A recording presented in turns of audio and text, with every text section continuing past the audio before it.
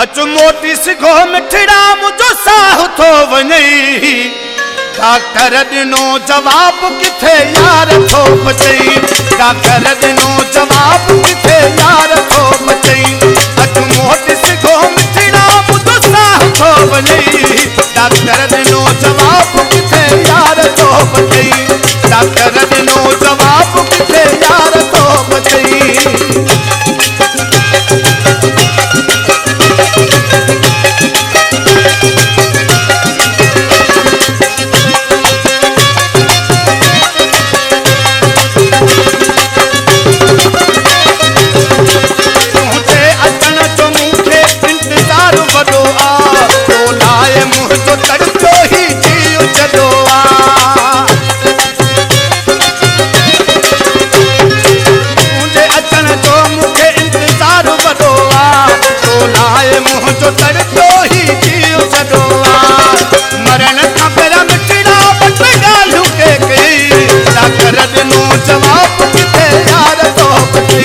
doctor दिनो जवाब किथे यार तो बचई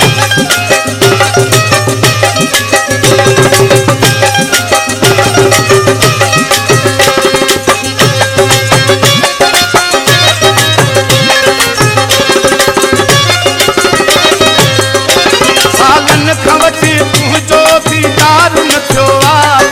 कान कई गाल का बीमार पयो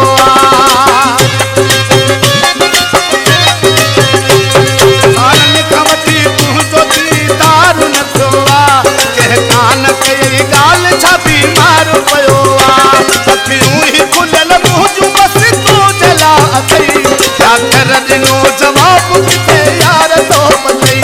डॉक्टर दिनो जवाब किथे यार तो बचई जी सुना ला बख्श जी बदन जानी जी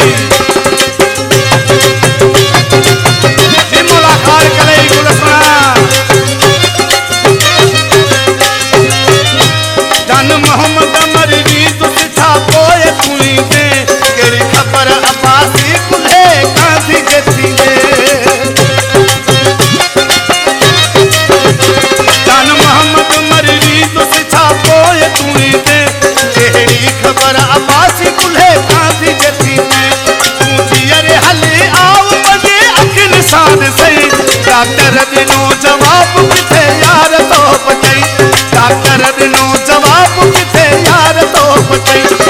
मोटी